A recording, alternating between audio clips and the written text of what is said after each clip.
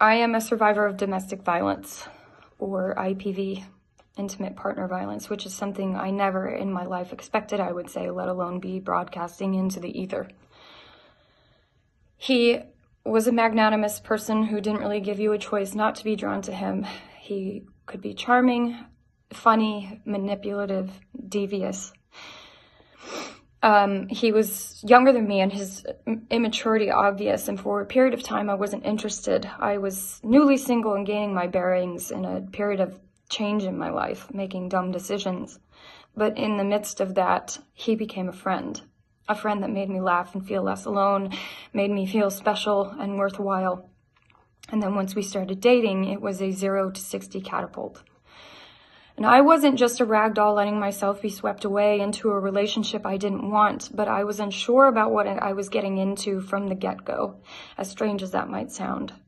It's still hard for me to dissect what I was thinking and feeling that kept me from stopping what felt like a runaway freight train. But the most logical deduction I've come up with is I was a child from a nonviolent but broken home, and the ways in which the effects of my parents' divorce manifested in me were varied, but sheer terror of a failed relationship in my own life was one of them. I also hadn't figured out that I could say no and disappoint someone and still be okay. In retrospect, I see that each red flag followed a very clear path on the way to things becoming violent, because violence is so often preceded by mental, emotional, verbal, and psychological abuse, which are all very sneaky things.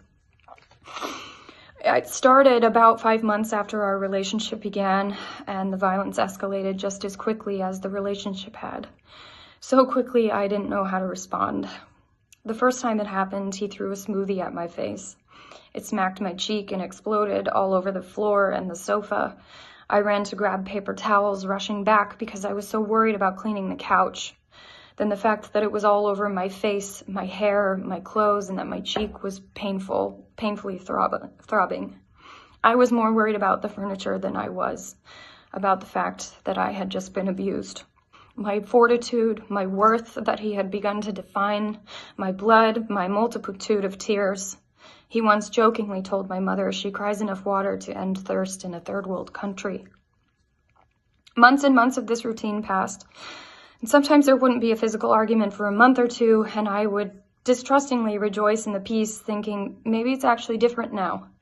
And things were different, but not for the better. I changed, and I'm not proud of how I changed. I became a person that I never could have imagined lurked inside of me because I was livid at what was happening and the fact that I was allowing it to out of fear of failure. I experienced firsthand that violence begets violence. If you met me at this time, I was most likely friendly just to the point of getting too close and aloof to the point of being cold. It was as if I split into spinning plates to maintain a false image versus the truth I was living.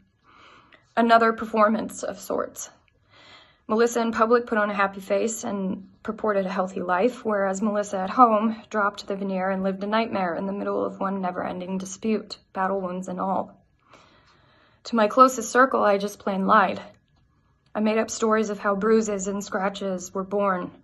I did this at photo shoots, at work, with my family, all to shield myself from my own burgeoning anger, protect myself from more arguments, and of course, to protect him. And then he threw something at my face again, only this time it was significantly worse. It was a blow to my face with his iPhone. The impact tore my iris, nearly ruptured my eyeball, lacerated my skin, and broke my nose. My left eye swelled shut, I had a fat lip, blood was coursing down my face, and I can remember immediately screaming at the top of my lungs. The next morning, I was due to work on reshoots for a film.